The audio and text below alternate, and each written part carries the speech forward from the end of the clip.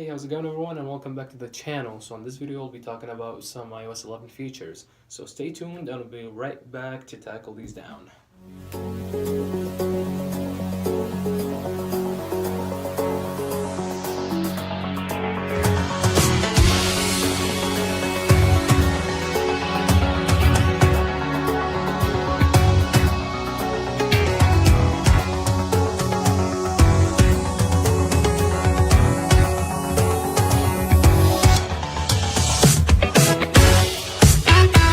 So let's tackle these features. The first feature that we'll be talking about is if you want to move multiple apps at the same time.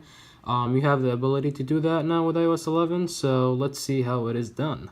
So all you gotta do is highlight it and then click on the apps, then they will gather together and you just move to a different screen and you just let it go, and all of these apps are moved at the same time.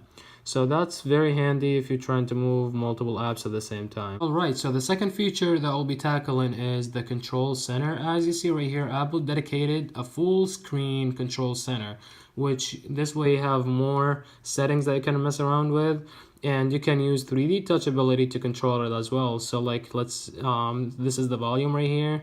You can do that the same thing with the flashlight, so you can increase and decrease the lighting.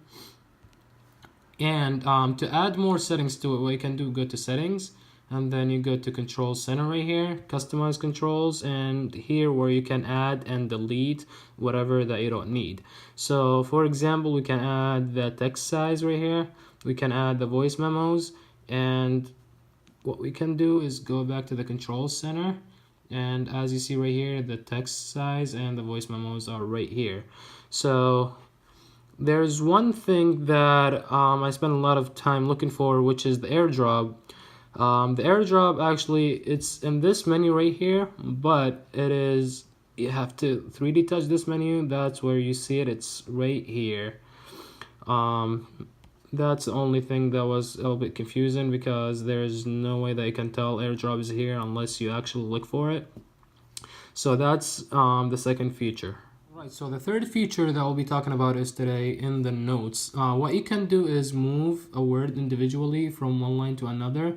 So what you can do is just 3D touch and highlight the word, and you can move it to where you want.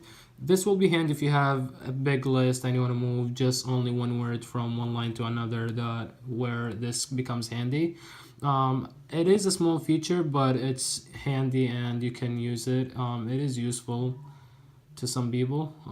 So like that's what it does. So that is the third feature. The fourth feature that I'll be talking about is what you can do is send a photo by simply just grabbing the photo and dropping it to the message box. This becomes handy if you're trying to send multiple photos at the same time. This will show you what photos are you sending, and you can just delete whatever that you don't need, and you can just drag and drop it right here. So this is the new feature in iOS 11 as well. So that becomes handy, as I said, when you have multiple photos. So this is the fourth feature. Okay, and the fifth feature that I'll be talking about is you have the ability to change the keyboard. So what you can do is just change the direction of the keyboard itself. You can move it to the left or to the right, so you can use it with only one hand. If you're right-handed, you can just move the keyboard to the right, or you're left-handed, you can move it to the left. This way will make it handy if you're walking around and you're just trying to type in with one hand. That's small nifty feature as well. That's what iOS 11 has for you in terms of keyboard, and that's the fifth feature. Alright, so the sixth feature that we'll be talking about today, and will be the last feature of this video, will be if you go to settings, you go to general, and you go to accessibility, you go to display accommodations, invert colors, and smart invert. It will flip the colors on your phone. The white will be black and the black will be white. And if you go to, let's say, YouTube right now, you'll see all the colors are different. And not all the apps have that ability right now, but every app is moving toward that direction right now. So as you see, YouTube is one of them. It used to be white, so inverted whatever was white to black, and whatever is black to white. So that's small nifty feature as well. That's one of iOS 11's cool features, is that you can do that with actual apps right now, not only just the phone itself. So that's all I got for you in this video. I hope you guys enjoyed it. We'll see you guys with another topic with a different video, and have a wonderful day.